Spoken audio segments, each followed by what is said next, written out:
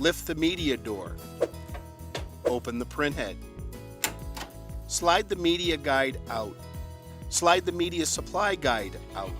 Place the roll of media on the media supply hanger. Feed the media under the dancer assembly through the media sensor and under the printhead.